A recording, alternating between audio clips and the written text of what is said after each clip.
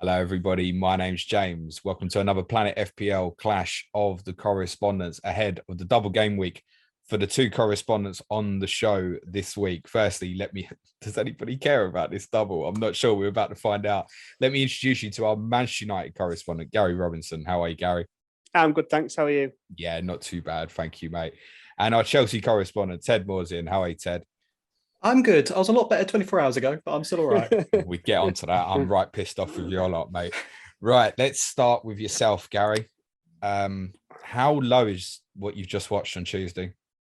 Well, I mean, yeah, it wasn't good, but it wasn't that unexpected. So I've seen a lot of people seem to be saying it's the worst performance of the last however many years and the lowest point that we've been at. But in truth, it was always coming that we were always going to get beat on Tuesday, and the idea that performance and that attitude has come out of the blue. I don't buy that either. That group of players have binned it a long time ago. I think towards the end of the Solskjaer reign, and Rangnick's never really got control of them and never got hold of them, and it was disappointing and all the rest of it, but I wasn't that surprised by it, and I'm not that surprised. I'm not that down about it because I knew it was coming. You were prepped mentally for it. Yeah, basically. I hear you. I didn't know if it before necessarily, but I wasn't. It could have. We lost 5 in the home game. I was going to say those are saying it's the worst United performance and forgotten the home game quite quickly. Well, yeah, we lost 4 to City the other week. I know we scored in that game, but we've been like that especially against the truly top teams.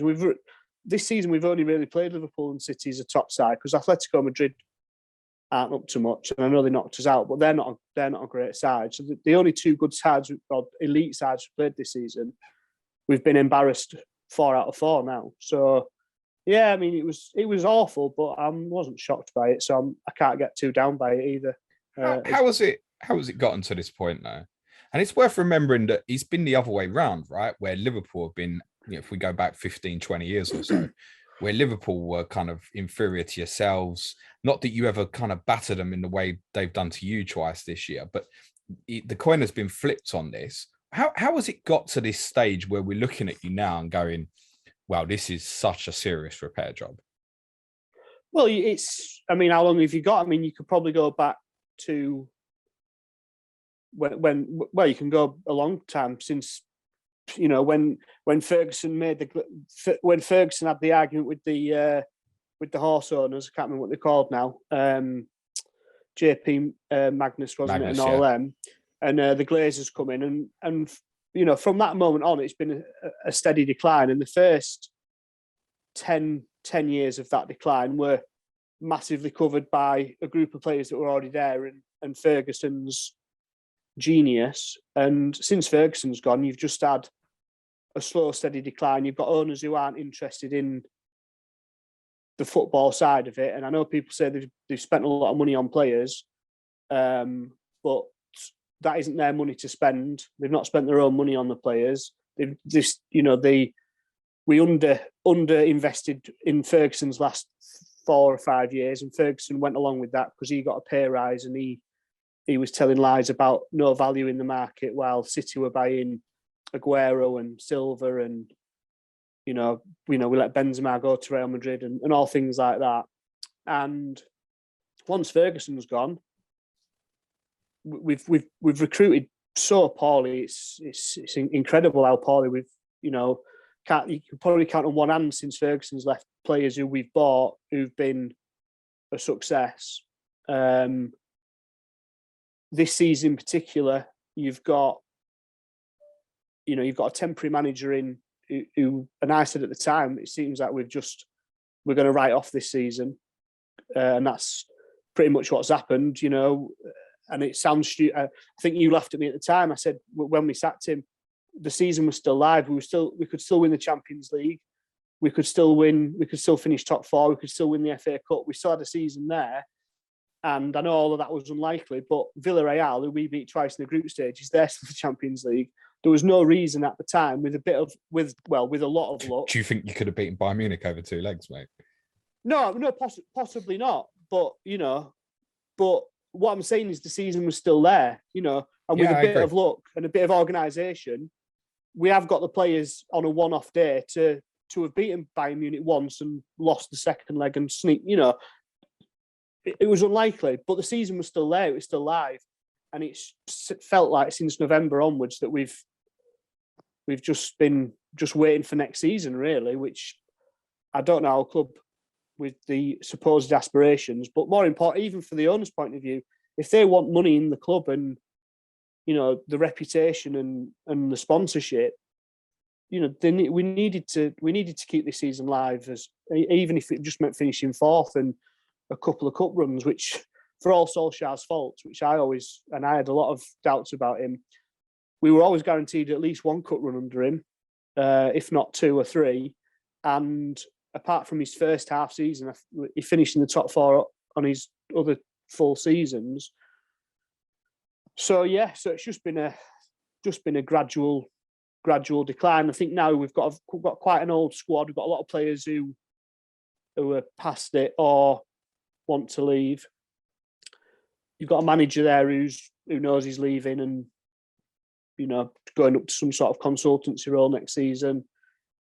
You've just got a lot of players who don't fancy it, and I think and that coupled with some deep. Well, you've got two great teams in the division, and three. Chelsea are probably in the middle of City and Liverpool, that level, and the Arsenal, Tottenham level. But them five teams are the streets ahead of us, aren't they, at the minute? In terms of three points in the league table suggests that my team are not streets ahead of you, mate. No, I know, but the structure's better, isn't it? You've got a manager, you've got an elite manager there. You've got players who clearly want to play for him. You've got a way of playing. You've got two genuine goal threats.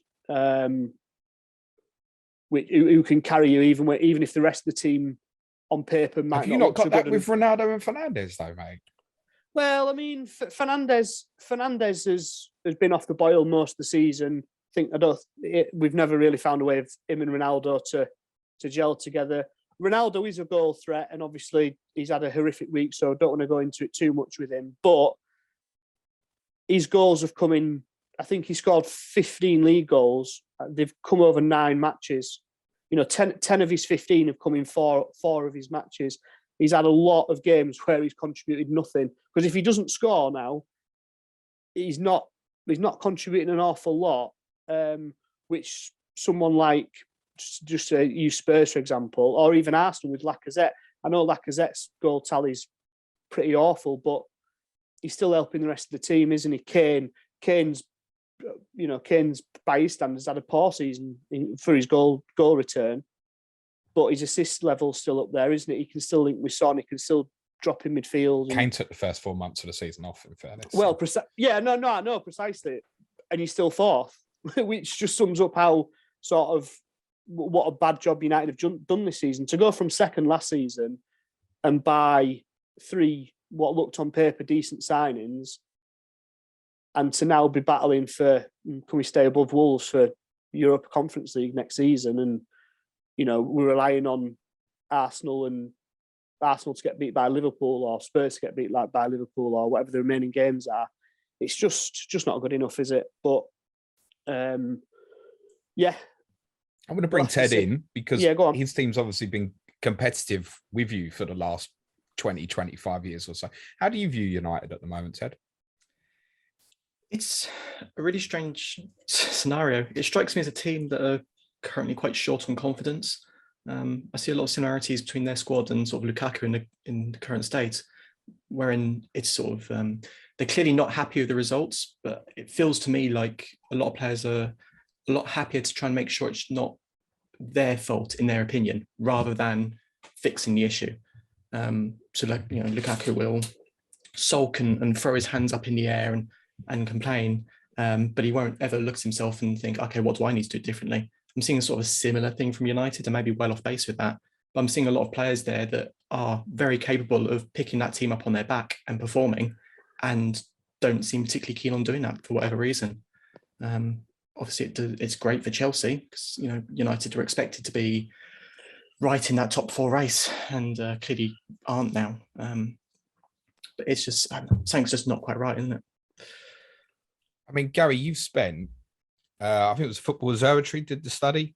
You've actually spent the most net money on transfers in the last decade. In the last 10 years, you've spent more on transfers than City even. And it goes back to what you're saying, that the quality of the signings over so long have just been bad, haven't they? And it's true. And you start racking your brain. You think, Fernandes, great sign. You start thinking back further, and you're struggling, aren't you? You're really struggling to pinpoint who United have bought, who's actually been a successful signing. Yeah, we've it's been like that for a long time. I mean, I think when Moyes come in, I think he said that the scouting structure needed an overhaul, and I think previously it was pretty much Ferguson's intuition really that brought players in, and that was fine while Ferguson was there because he was almost a one-off, you would say.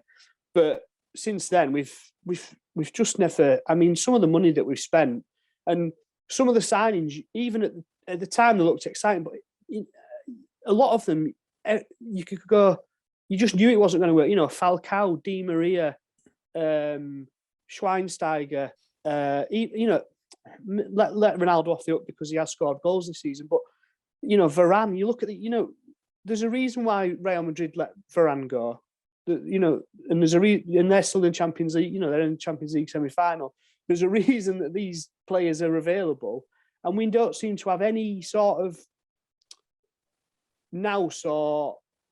football understanding to say, do we actually need this player? Do we want this player in the football club? Do we need a 30-year-old Falcao? Did we need Di Maria? Did we need Ronaldo? It just seems to be right. We can get them. We can make money off the back of it. We can get the share price up. We can get the likes on Twitter. We can get the social media, etc., which is all fine and all important. But and then you compare it to, let's say, Liverpool's business. They bought Diaz, who, well, let's say most people wouldn't have been that knowledgeable on him. They bought him from Porto, which is a pretty, a weaker league. He's come in. He's getting to the point now phenomenal. where people are going, oh, well, will he have to sell Mane next season because they can't, where will Diaz play? And you think they've only just bought him from Portugal for 40 million quid or whatever it was. And he's hit the ground running, and presumably, obviously, and Liverpool have done a lot of work on that. I've known it was coming for years, by the sounds of it. And you think, I never heard United linked with him once, and I always go back to the Van Dijk one. I never seen, at the time, Liverpool were us and Liverpool probably of a similar level, I would say, because our malaise wasn't at the point it is now. Liverpool hadn't started their rise yet. Why didn't we buy Van Dijk? Oh, interestingly, I saw a quote from Van Dijk only a couple of weeks ago, saying that United chose to go for Lindelof over him. Well, I mean, if that's true, whoever made that decision, it's almost one where you just sack him on the spot because. I think Mourinho's gone. In fairness, mate. So. Well, yeah, but and why didn't we go? I never seen him linked with us. There's loads of players, and you just think, why haven't we been? And it's even players like Partey at Arsenal, say, or Bentancur at Spurs. We've been crying out for a sort of a modern, mobile, defensive type midfielder for years, and I don't know if Partey and Bentancur are at that elite level like Liverpool and City have got, but they're a lot better than what we've got. And they were bought for pretty cheap money. You think, why haven't we just don't seem to buy those? The thing is, really it feels like you would go and spend 100 million on Declan Rice, for example, which would solve the problem. Is probably just about, in terms of knowing the league already anyway, just about the best sort of player you could go and get. But you blow your transfer budget on one player and you've still got 5 or 6 other problems. And then you go on to the next one. You're better off going and finding the gem, aren't you? And buying 3 players for 30 million rather than one Declan Rice, for example. Oh, given that the money we've spent, we should be in a position where we can do, instead, if we didn't keep wasting money, we might be in a position where we can do both, where you say, right, let's go and buy Declan Rice for 100+ million, but we're also going to buy, XYZ for 30 million from do some proper scouting, some proper research into what we want and find a player with that skill set. But they don't seem, it seems to be, just like a kid would do, or what you do on a fantasy game or a football manager, where you just go, right, we need a defensive midfielder. Oh, Declan Rice is famous and had a good few seasons. I mean, and the other thing is with Declan Rice, and this isn't to decry him because I think he's a fabulous player, but this season, to me, he seems to have stepped up his game where he isn't really a defensive. He's sort of driving on a bit in midfield. He's an out-and-out central midfield player. Yeah, basically. And I can just see us buying him for 100-odd million and turning him back into a holding midfielder and just completely crushing the last 2 years of his development, where it looks like he might be a genuine sort of, not an old-fashioned midfielder because he's got all the modern skill sets, but that type of midfielder like a Vieira was, or a Keane, or where they were just a central midfielder, before we got into the era of holding midfielder, attacking, and he seems to have developed his game to that point. And I can see us spending mad money on him and telling him to sit. And I think if he's got any sense, he must have rocks for brains if he wants to come to United. If he's got any sense, he should hold out for Chelsea. Well, wait for Chelsea, but or wait for. I think he'd get in that Chelsea team, but I think if he waits a year, I think Liverpool might go in for him, or a City, or one of the series. I mean, if he comes to us, he must have. I don't know who's advising him, but yeah, if he's got any sense, he needs to stay well clear from United. Ted, I don't want this to become a Declan Rice conversation. It's nothing to do with your two teams at the moment, obviously. But do you think you'll be able to go and buy that sort of player in the summer? 100%. Yeah, he's one of our top targets this summer. Are you gonna be able to spend money though? Is probably more the question, isn't it? We should be able to. It should be all fine. We're not fully sure on who our targets are going to be until the new owners decided. But we are in for. It's funny, we're talking about Rice being more a centre mid than a DM. If we'd bought him last season, we would have even been looking at playing him occasionally at centre back. But we're still very interested in him, and also there's a Ligue 1 DM that we're also interested in. They're our top targets at the moment. We really want one. So how do you see this playing out with the ownership? It's tricky. We're clearly going to take our time with it, which makes sense. It puts players at sort of like Rudiger at risk of leaving the club more and more. I was expecting to get some more news on Rudiger today, actually, and for the sound of things, it wasn't going to be good news.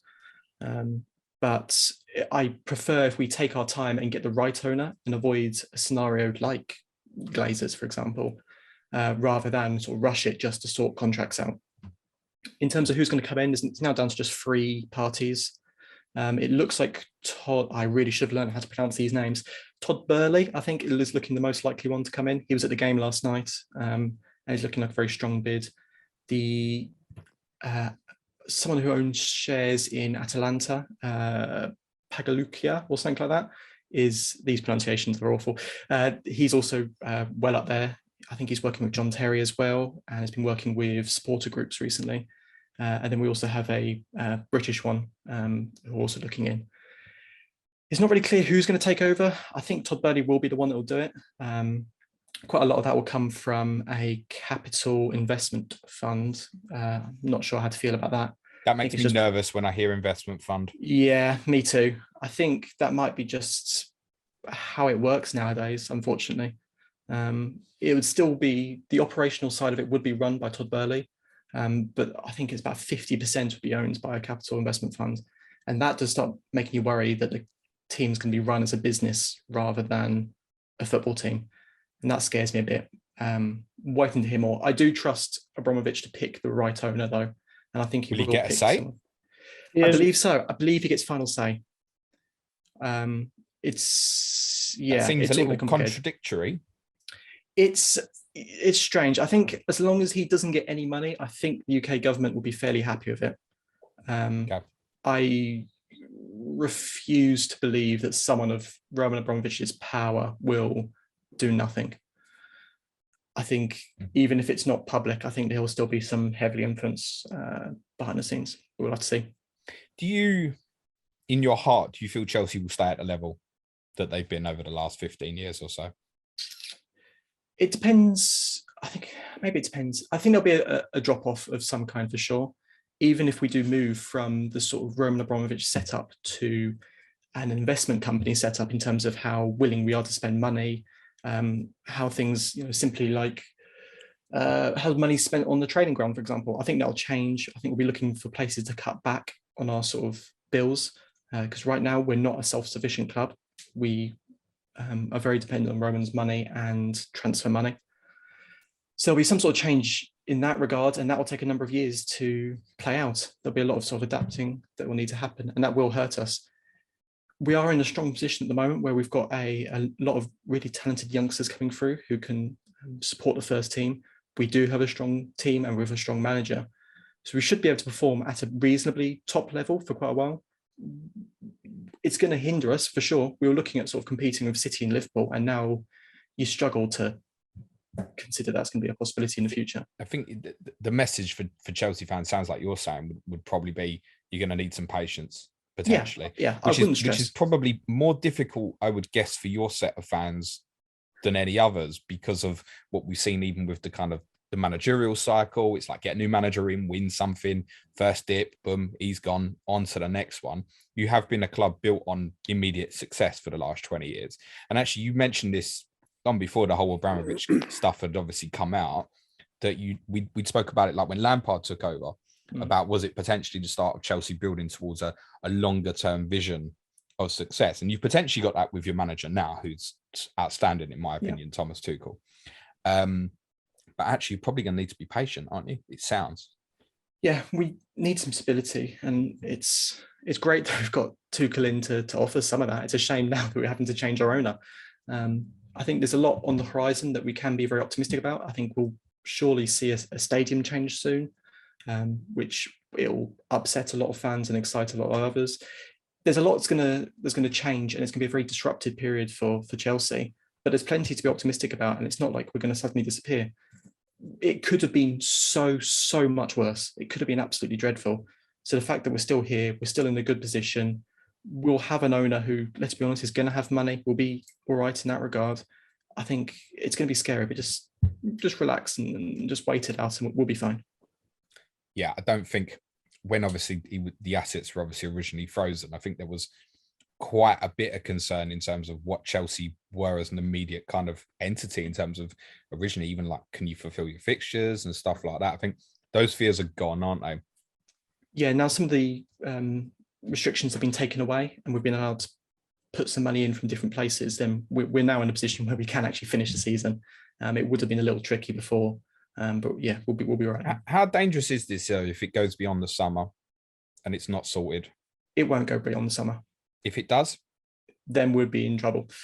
But it won't go beyond the summer. No, I don't think it will either. But yeah, it would be.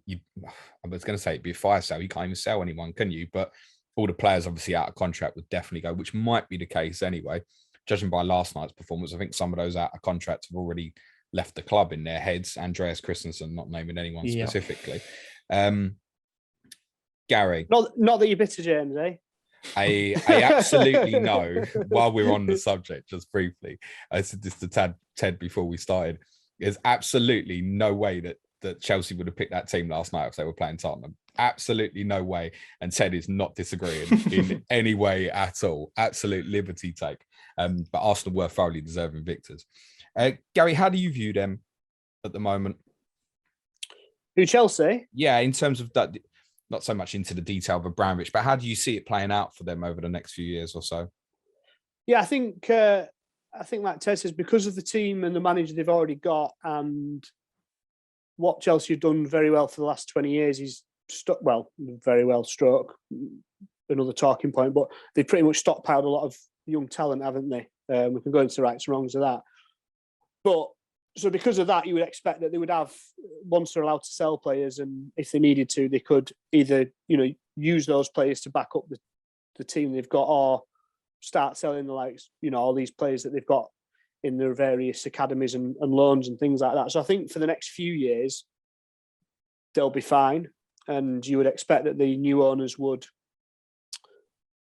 going to try and start things on a good foot. Good footing and keep the levels up.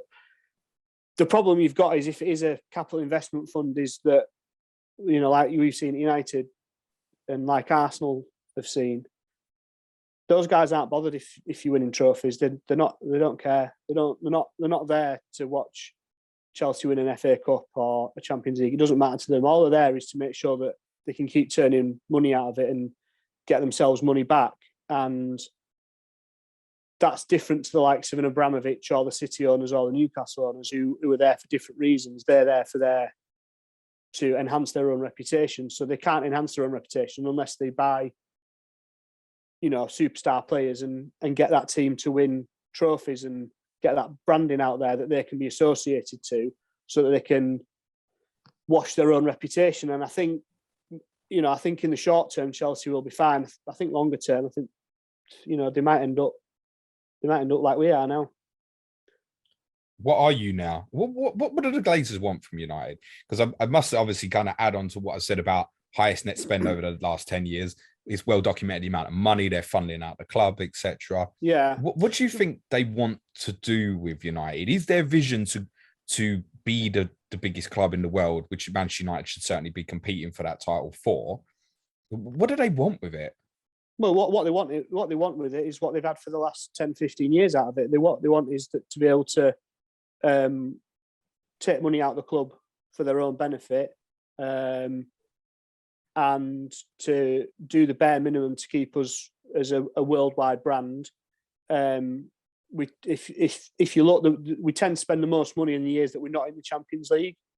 So any years that we've had a good season recently, we tended not to spend that much money because they're happy that we're in the top four, move on, doesn't matter. The years that we drop out the top four is when the panic kicks in and they tend to spend enough money to get us back competing with the top four again. So more panic this summer is what you're saying to me? I would have thought so, yeah. I wouldn't be surprised to see us go mad and, try and spend £300 million on Rice and Kane and that'll be it and see what happens. But they're not interested in whether we win an FA Cup or a League Cup or, forget Champions League and Premier League. They're not that bothered, I don't think. They don't come and watch the team. Their sporting interest is with the Tampa Bay Buccaneers. They're into that. They when they win the Super Bowl, which they did last January, February, that's what they're interested in. We're just there for them to make money out of. And our net spend is the highest, but a contributing factor to that is we don't sell. This is the other thing with recruitment. We don't sell players for any money anymore. We let them sat. Phil Jones. But then as Manchester United, you're only really selling players if you get the kind of Ronaldo going to Real Madrid, if they're good enough to go and play for Madrid or a Barca, or if like a Chelsea or a City offer stupid money or something. I mean, the only one to go to City was Tevez, was out of contract. I don't suppose United to Liverpool would be very, very difficult. So it's only the players you're only selling are probably going to, they're almost definitely going to a smaller club, aren't they? In honesty. Well, yeah, but we don't even, we just let them, I mean, this summer, for example, we're probably going to let Paul Pogba, Lingard and Phil Jones go on a free. Now, we could have got 25, 30 million pounds for Lingard last summer. We've not played him since. We could 3 or 4 years ago when it was clear that Phil Jones was never going to be a United player, we could have got 25, 30 million from them.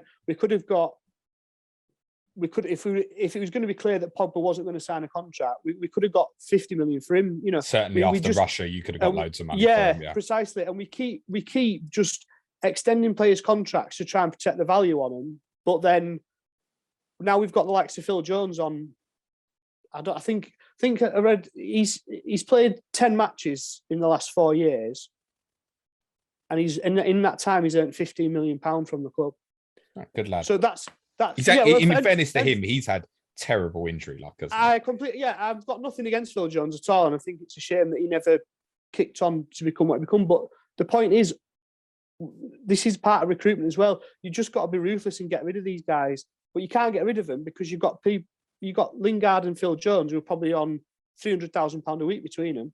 Well, and it's just a never-ending cycle. So we just don't get rid of players. So that's another reason why the net spend looks so high, because we don't sell anyone anymore. We don't get any money back in from, for players.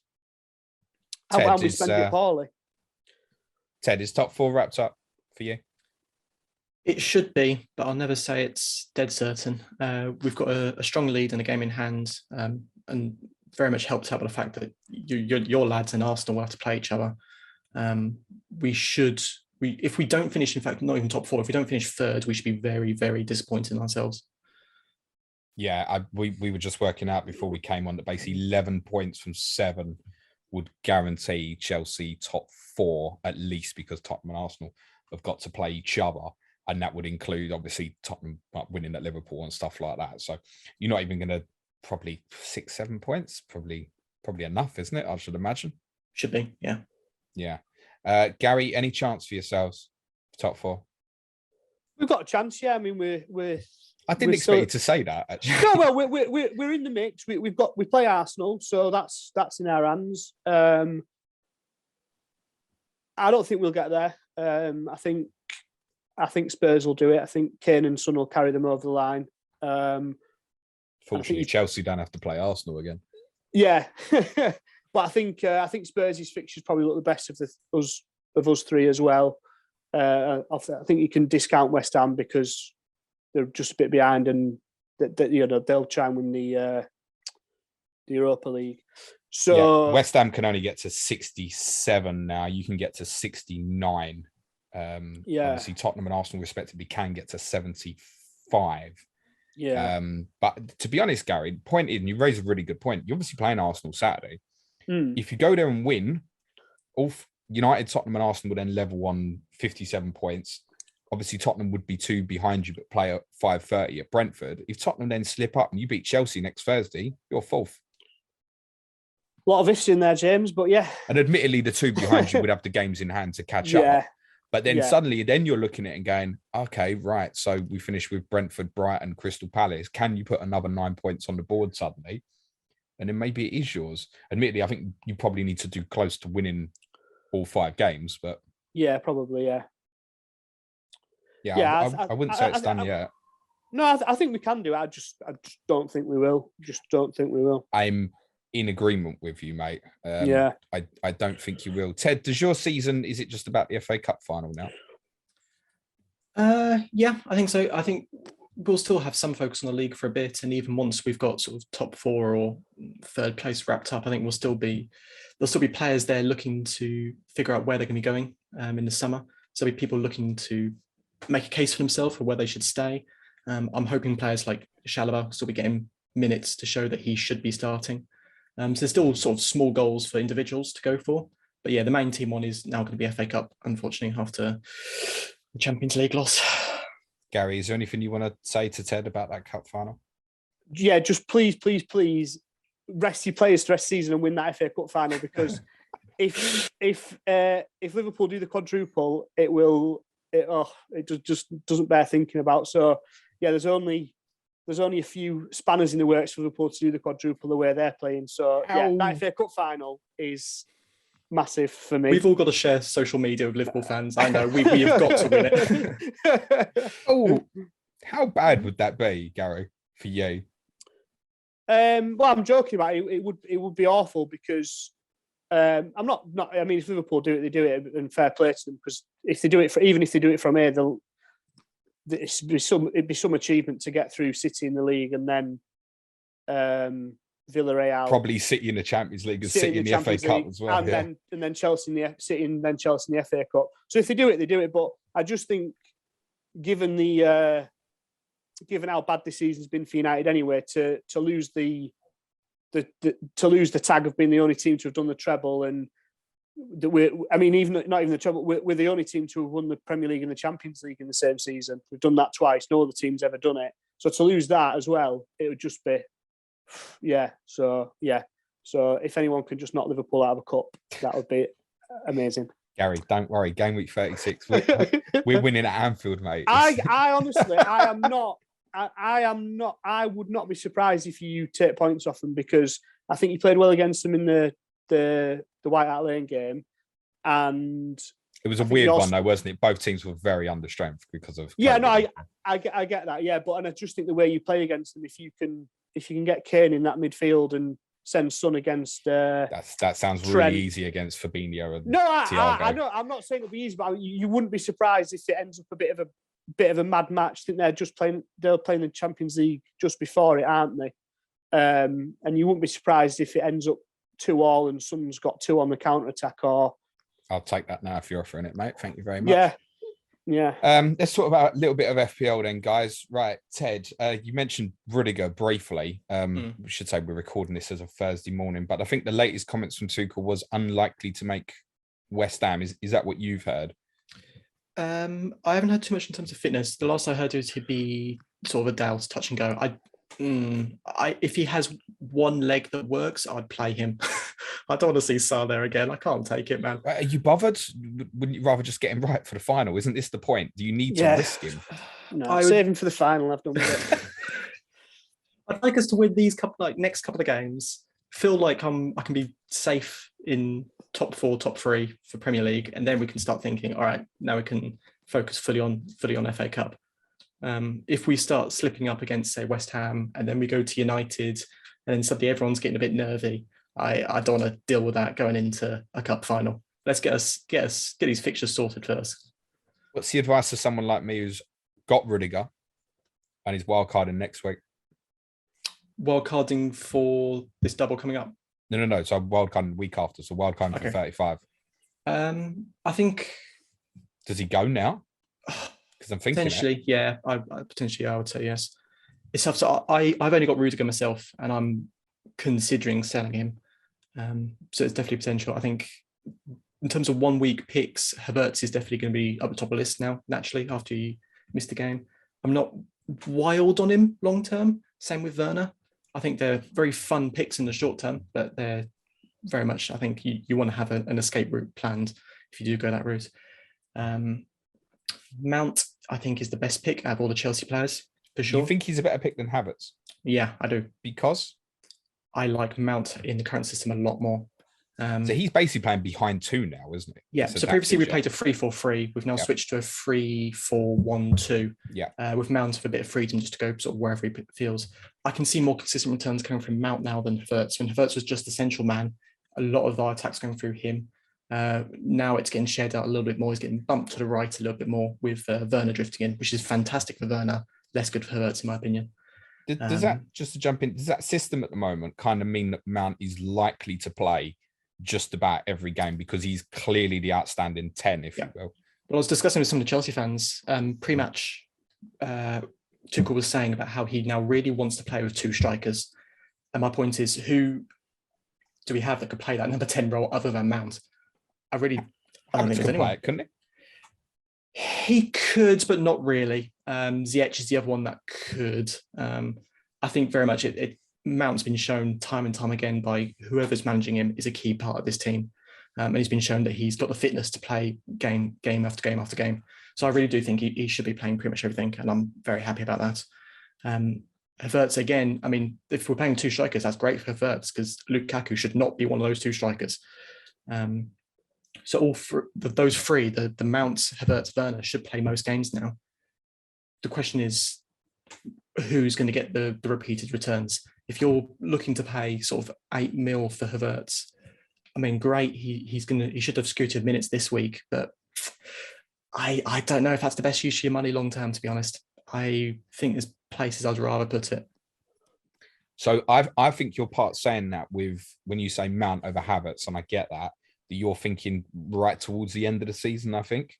Yeah. What if we're looking just for this week? Just for this week, I think Havertz is a great shout. Because captaincy is going to come into people's thinking here as well, isn't it? So, I mean, would you captain Mount or Havertz over Mo Salah, for example?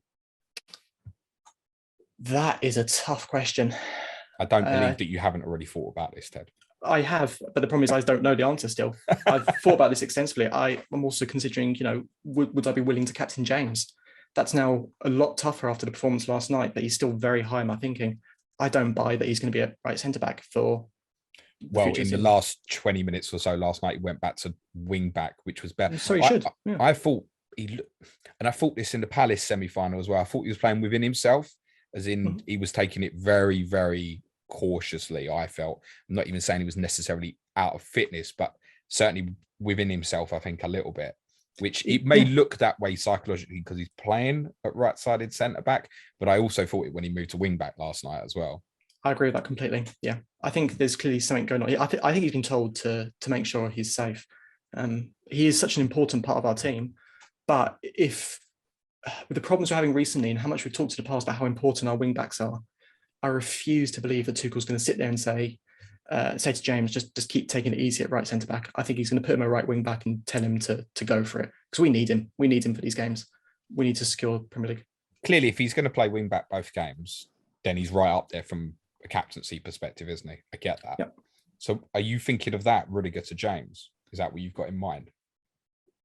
That was my original plan. I can't afford it anymore. I'm broke. I've got no money in my team. It is really rough at the moment. People ask me, am I going to buy Havertz? I can't even afford Cancelo. It's really not going great for me. So if I can get James in somehow, I don't want to say things I'll later regret, but potentially saying like Robertson to James is something I'm thinking about. Yeah, I hate that though, mate. Yeah. I really, really hate that. Yeah, I've got the same dilemma. But I'm not quite sure. I'm looking at the Liverpool fixtures and getting a little bit uneasy with Tsimikas looking good when he does get minutes. I'm looking at on a 1 week decision. I think, Robertson could still go off at home to Everton, couldn't he? Quite clearly. Could. So, yeah. And do I even sit here with the confidence that James plays twice? I mean, because one thing's clear is I think that clearly massively important to Chelsea, but we're also looking at it and saying these games aren't massively important. And judging by the team you played last night against Arsenal, what's to say you won't pick a similar team at Old Trafford next Thursday? Really stitch Tottenham up. Yeah, he better not. I think we will be putting strong teams out for this period. I think mainly just because I think Tuchel want to steady the ship now. So I'm expecting James right wing back. Massively pissed off last night, in fairness, wasn't he? For good reason as well. That was a tough watch. We've talked about how James has been playing right centre back because he needs to be protected and how he needs to not get exhausted, which he would do if he was playing right wing back. So if he does move back, does that mean he'll have to miss one of these games? I don't know. It's tough. I think I'd be willing to take the risk on James. If I was to buy James, I think I'd then risk it in captaining him. If I had Havertz, he would probably be my captain purely by virtue of expected minutes. Mount might slide between the two. Again, if Chelsea were looking more solid at the back and we weren't making these stupid mistakes, then maybe I'll be considering James or Rudiger feels fit as captaincy. But it's tougher now until we show some defensive nous. Who would you have confidence? Go on, Gary. Sorry, go on. I was going to say, what about Alonso? He's definitely right up there. Can't defend. Still can't defend. We saw against Saka, but he ends up having about 4 shots from the penalty spot every match, doesn't he? Somehow, no matter what position he's playing, he's just We went through a period with Alonso. We went for a period with Alonso where he stopped doing that sort of push into the box, which was a little bit strange. I don't know if he got told by Tuchel to sit a bit deeper or whatever. But since we've changed back to a front two with Mount in behind, he's now pushing back into the box again, which is fantastic for Fantasy Premier League. And he is going to get returns. He's definitely way up the list. The problem with Alonso is whether Alonso plays or not is down to Alonso. Is it not down to the manager, mate? No, because Tuchel, I think, wants to play Alonso. It's just that Alonso's so bad sometimes because he's got no alternative. Well, what I saw last night, yes, you can eye test it and go, oh yeah, he's had shots, particularly in the first half and stuff. But I'm also looking at it going, he's been absolutely destroyed there. And on Sunday, Jared Bowen will give him similar challenges. Yeah. So, in the past, we've been looking to play James, Azpilicueta, Sol, players like Hudson-Odoi or whatever at left wing back, just so we don't have to play Alonso. None of those are happy at left wing back, and we'll still play them there just to avoid playing Alonso. You got Kennedy back on loan. No, we ain't seen him. Well, yeah, he played at left wing back under Conte very briefly, but I mean, even he's a left winger. Really, he's not designed to play that. I don't know if he's up to the level or not. I got to talk about it. Some of Alonso's defending against Saka was just painful.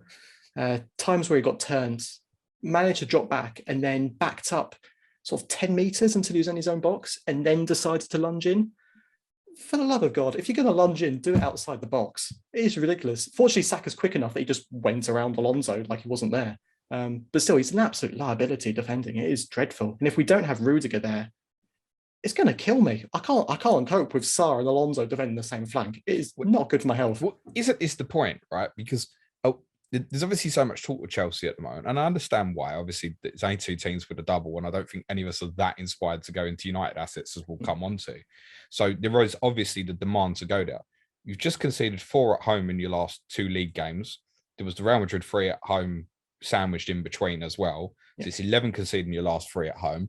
And we know West Ham might have their minds elsewhere. But there's every chance here there's no clean sheet for you in this game week, right? Very possible, yeah. It's those sort of weird games where, all right, this is going to sound the stupidest thing I've ever said. We'll either get a clean sheet or we won't. I know that's very obvious. Thanks for coming and stopping by with all your insights. This is this is what the Patreons pay for. This insightful knowledge here. This one's for free, thank God. Thank God. So yeah, they're tough games which could go either way. A lot of these fixtures coming up for us. We've got Everton against Frank Lampard coming up. We've got Wolves, Leeds. All of these games. If you were to tell me that we get sort of 5 clean sheets in the remaining games, you wouldn't be that surprised. If I told you that we've got 0 clean sheets, you also wouldn't be that surprised. It's a really tough period. And I've now swung from this Arsenal game from saying, okay, if you're looking to triple up, go 2 defence, 1 attack, to saying you can probably get away with just 1 defence, 1 attack, I think. Because if I should also add, if you're picking defenders, go with ones that can get attacking returns. Even if Rudiger was fit, now I don't know if I'd be advertising. You wouldn't go, for example, like obviously Thiago Silva didn't start on Sunday against Palace, didn't start last night. You do score goals from set pieces. You wouldn't consider him as a lock at 5.6. No. What I mean there's something going on with Thiago Silva, and I don't know what it is. If it's just for 1 week, and there are a number I think will wildcard straight out of it, then you can obviously get rid. Is he potentially suitable for 1 week? I think there's something going on with Thiago Silva, something injury or illness related. I refuse to believe that he wouldn't start the FA Cup semi-final and then wouldn't start the Arsenal game unless there's something going on. But then he still brought him on at half time last night. And actually, to be honest, he was part of the fault for the 3rd goal as well. Yeah, I can't explain why he wouldn't play. He's clearly our best central centre-back by a huge margin, mainly just because of the confidence and, in theory, how much he relaxes our defenders. He didn't really help last night, but he does normally do that. Right. The fact that he didn't start either, there's something going on, so I would not go near him. Let me ask you some quick fires then, Ted. Just yes or no answers. Yep. Following players, do you think they play twice in this coming game week? Oh, Christ. Mendy. Yes, but that's not automatic, is it? No. Thiago Silva. There's things that we don't know what's going on. I'd say yes, but if there's something going on, then you'll have to turn to a no. We just don't know. Reece James. Yes. Tough, but yes. Chalobah. He should, but no. Alonso. No. Mount. God, yes. Havertz. Yes. Werner. No. Yeah. That got Gary's eyes raised and it got mine as well. Yeah. I think he deserves to play, but I think he might get a rest at some point, and he's trying to work out where that's going to happen. I think he's going to be rested at some point. Thoughts on Lukaku? I don't mean from FPL, just generally. He's not great, is he? What is it when strikers go to your club, mate? I don't know. I can't explain it. There's... are we buying the wrong profile of strikers every time? I don't think so, because we bought just about every striker under the sun at this point. Surely one of them would work. And a lot of them have been considered top 10 strikers in the world at the time, by the way. We've gone for everyone. He is at a point now where if he doesn't think the next pass is going to him, he won't run, which means quite frequently he's in the complete wrong position. He's not doing what we need him to do. He's not moving defenders about. We showed there were some brief moments in that Palace game where he was holding the ball up really well, but it's just not enough. We need him really now to be looking to get involved in the game more, and he's just not interested. When you were watching the game last night, did you think take him off? Yes, yeah. I thought the same. Yeah, you'd love to have him a proper Lukaku on the pitch when we're trying to break down the low block. but he, just didn't look interested. Havertz is so far in front of him at the moment in every single way. But even still, the early signs with Lukaku were great, right? Think of his performance at the Emirates in game week 2, even then his performance at Anfield actually in game week 3 as well. Then there was Villa game week 4, he scored twice. So actually, the early signs were quite good. Yeah. What's happened? We misused him for a while, and I think that sort of eroded the sort of relationship between him and the team away. It still looks whenever he plays now that it seems like he just doesn't know any of his teammates. It doesn't even look like he knows their names at all. It's shocking when you watch him play. We had that interview over the winter, which did a lot of damage behind the doors, closed doors. Tuchel didn't really talk too much about it publicly, but from what I've heard from people around the club, he was absolutely livid about it. Yeah, he had every right to be, mate. Yeah, quite rightly. I think now Lukaku's at a stage where I talked about it earlier. He wants it to be everyone else's fault and not his. He wants to feel like he's doing everything he needs to do, which is why he makes that little bit of movement right before he gets the ball or whatever. He wants to feel like he's doing everything he can when really he just can't be bothered. He's not that interested. I think he'll leave in the summer probably, which is going to be a huge disaster. It's just shockingly painful, man. If Kane went, would you sell him to Tottenham? I don't mean you personally. Would the football club sell him to Tottenham? If Kane went, would you sell him to Tottenham? Just say, I mean, it looks like Haaland will go to... Let's say Kane went to United. I think Tottenham, if Conte stayed, he would want Lukaku, wouldn't he? Because Conte... Oh, Lukaku, you said Kane, mate. Yeah, if Kane went and Tottenham went, all right, I want to go for Lukaku, 60, 70 million or so, do you think your football club, if they're allowed to, would sell to Tottenham? Potentially. I think it depends on whatever buyers. Obviously, ideally, we wouldn't want to. But if Spurs were willing to pay the correct amount of money, then yeah, I can see him. I can see him going for sure. Lukaku could be pushing for it, and we want to change our forward line anyway. So yeah, I think it'd happen. Okay, Gary, where are you at with Chelsea assets? What have you got?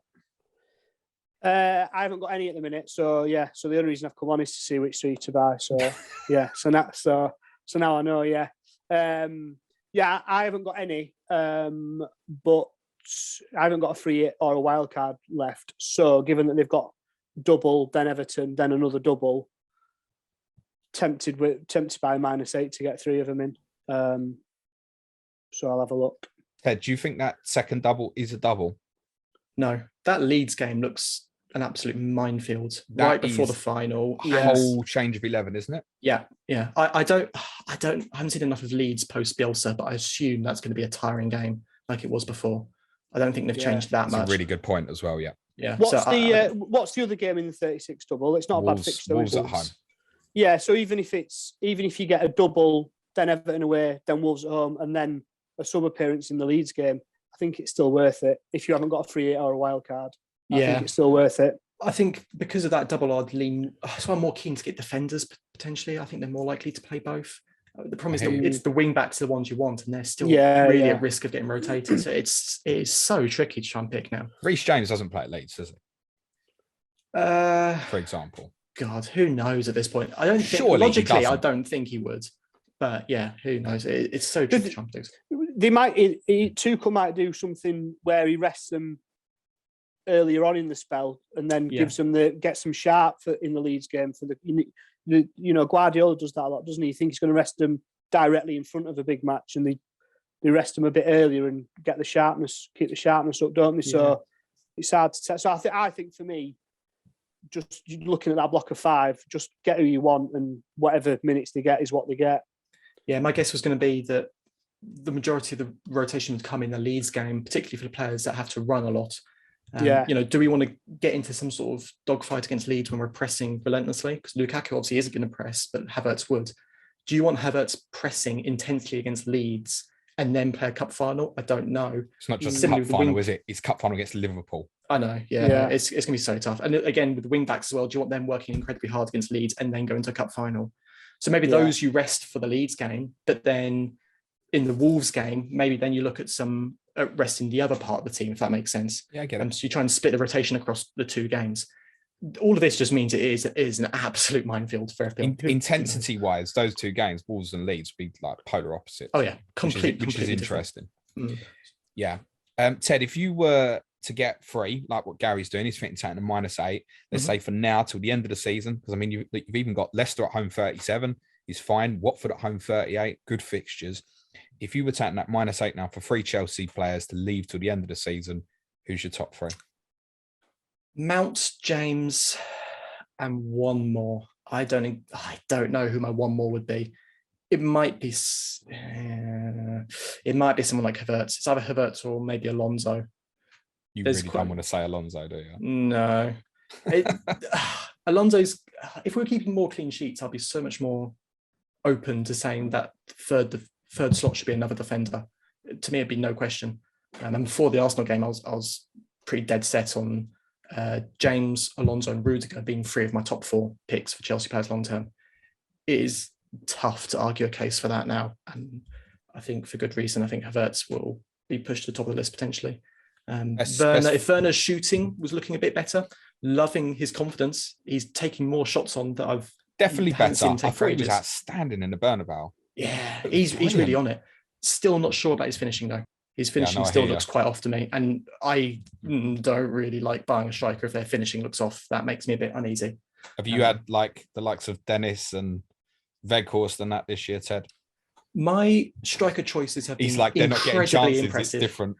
I am so impressed how I've dodged points. I had Wood who did nothing. I had Tony who did nothing, and then I sold him, and now he's become the second coming of Ronaldo. Weghorst has been fantastic. Oh, proud Roger owner. He's been brilliant. Ted, I think this has been the story for most of us. Don't worry. Yeah. If you were free hitting this week, which 3 Chelsea? I would go for James, Mount, Havertz. And captain? It'd have to be Havertz. Okay, cool. I think that probably seals it for me to buy Havertz over Mount. But I'd like to force both in. And one way I could do it, Gary, is by selling Bruno Fernandes. Game gone then. Is it straightforward like that? I think so. I mean, we just, if it's going to enable other things, and because you're not going to captain Fernandes, are you? And no.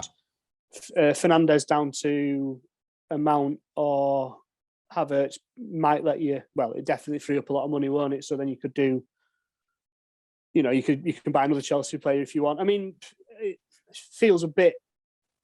It doesn't feel quite right, does it? Selling one doubler to get another doubler when there's only 2 double game, when there's only 2 teams with a double. But what are you expecting from Fernandes based on what we've seen for the last few months? What are you expecting from Fernandes this week? I'm expecting 4 points, but if I've only got 1 game from Mason Mount, for example, I'm not sure Mason Mount gets 9 or more.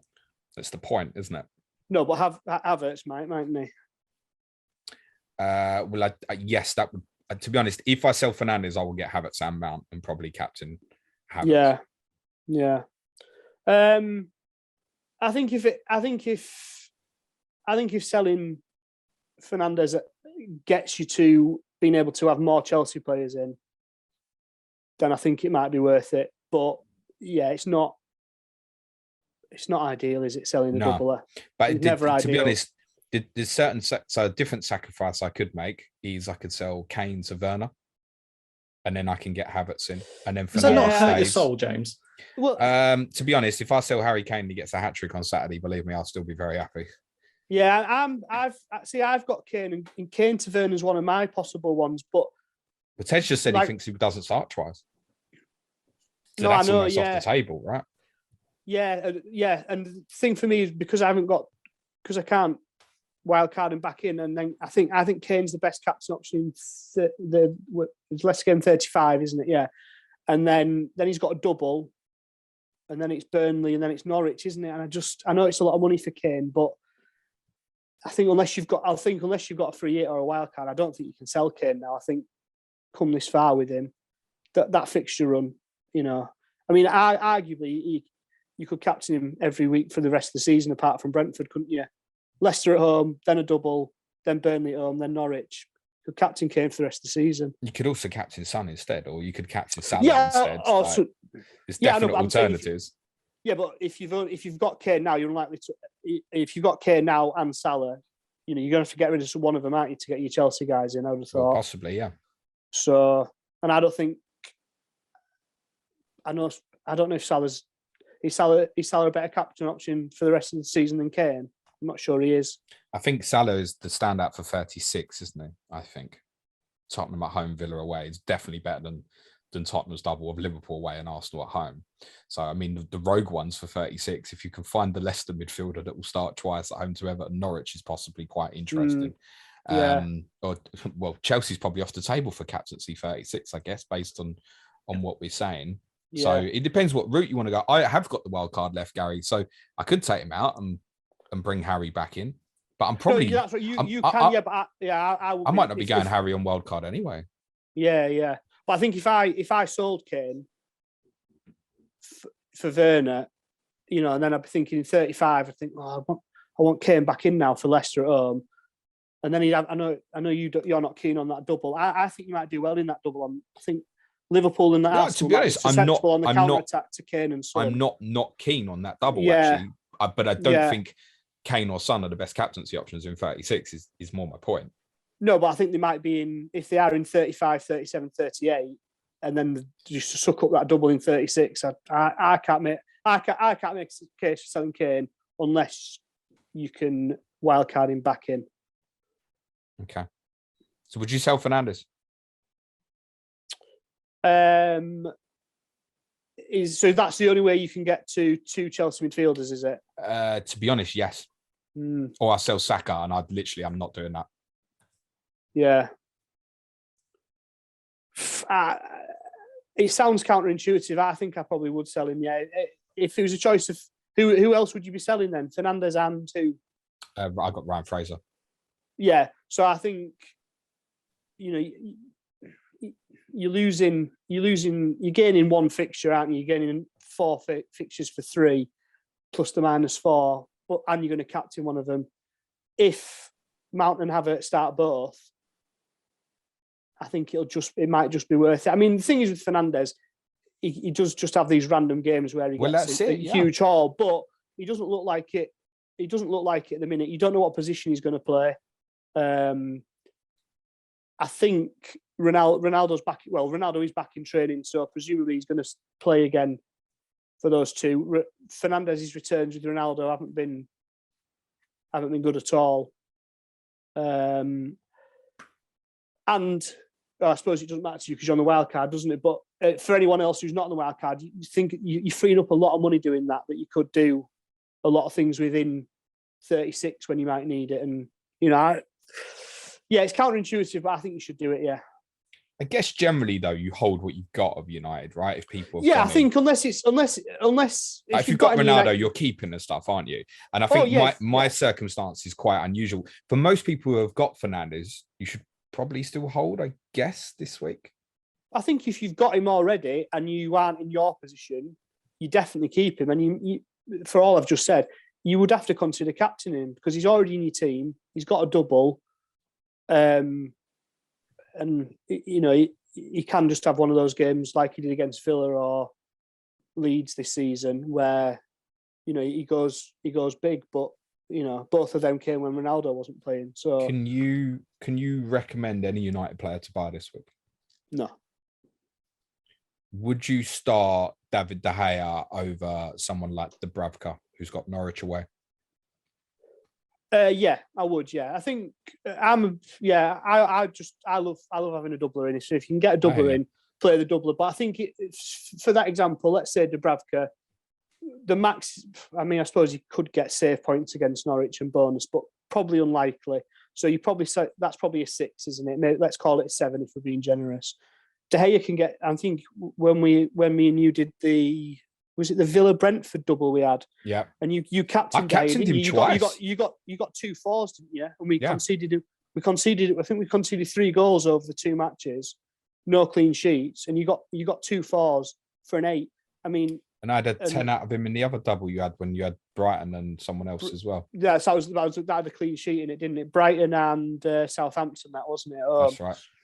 But I think for De Gea, because of how leaky we are at the back, the safe you can get an 8-9 pointer just from save points with him. If we do keep a clean sheet, then his save ratio has gone right down recently, though. It feels I think Liverpool only had 5 shots on target the other night, which feels ridiculous in hindsight.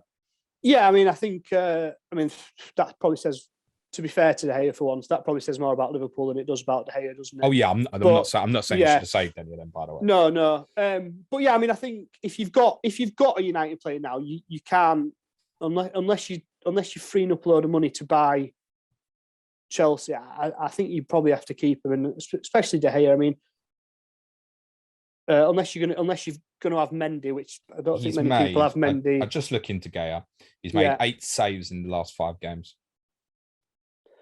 Yeah, it's not great, is it? How many have we conceded in the last 5? I mean, we conceded 4, 6, 7, 8, 10.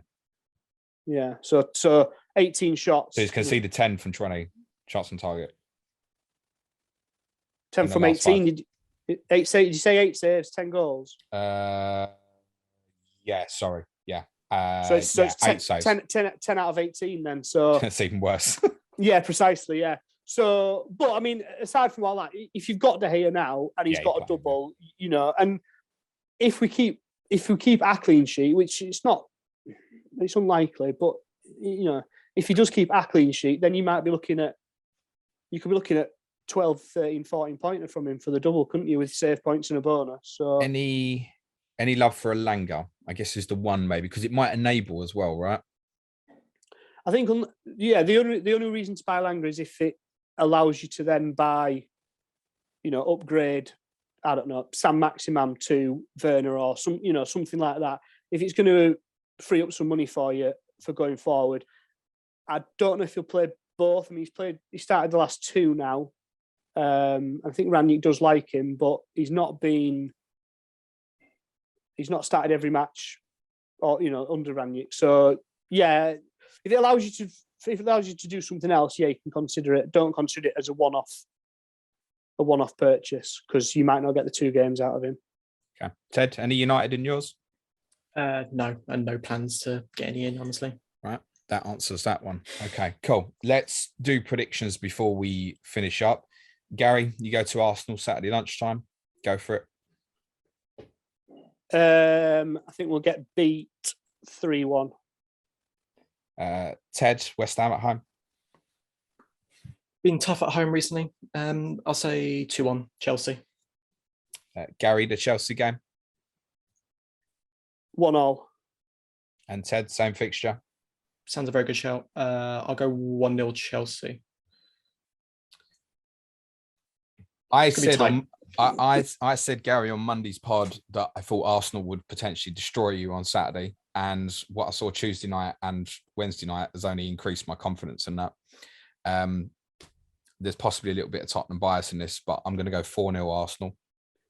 I will go 2-1 Chelsea in the second game, and I'll go 2-1 Chelsea in the first game as well. I don't think we'll be able to handle Arsenal's movement, to be honest, Gary. And they certainly looked impressive last night. And I just think if they score early, your heads will hit the floor again, mate. If Arsenal score early, that team, for all you can say about the tactical side of it and how good the players actually are, their confidence and their ability just to stick in a match and show a bit of anything, a bit of commitment, it's unbelievable. You go 2-0 up against Norwich and the roof caves in. It's just madness. They've got no, Atletico Madrid was the same. They go 1-0 down and just never look like getting back in a game. They're just dreadful attitude that they've got amongst them. That also means, Ted, no clean sheet prediction for yours. But I do think you'll probably win both games. So I think it alludes to your point in terms of thinking, if I'm going to go defensive, it's got to be James or Alonso. If I'm going to replace Rudiger, I think, for the 1 week anyway, at least that's the way to go. Before we do bird app stuff, Ted doesn't know this is coming, but this is his last Clash of the Correspondents appearance.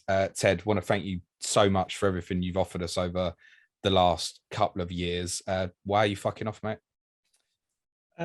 Well, because you don't love us anymore. Contrary to what you've been telling people behind the scenes, I'm not doing a PhD. So I'll be moving. I'm in my last year at university. I'm just about to go into exams now. And after that, I'm moving on to I guess a proper job. I currently work with Fantasy Football Scouts. It hasn't been announced publicly yet, so people listening to this get a little bit of early news. But yeah, I'll be stepping away from there and looking to move into a slightly different industry now. Ted, wish you the very, very best of luck. For those who are thinking, I want to be the Chelsea correspondent, too late. I've already got someone on board, and we'll reveal that. At the Roman Abramovich is joining. Roman Abramovich is joining next season. It's not Roman. His name's not Roman. I can assure you of that. Ted, but where can everyone follow you on the Bird Axe? I know you'll still be around and very active, mate. Rotation FPL. And yourself, Gary. It's my cat playing. Brilliant. Thanks so much, guys. Next week's Clash of Correspondents next Thursday will be West Ham versus Arsenal with Chris Stone and 350. That just leaves me to say thanks again to Gary and to Ted. Cue music, please, man child.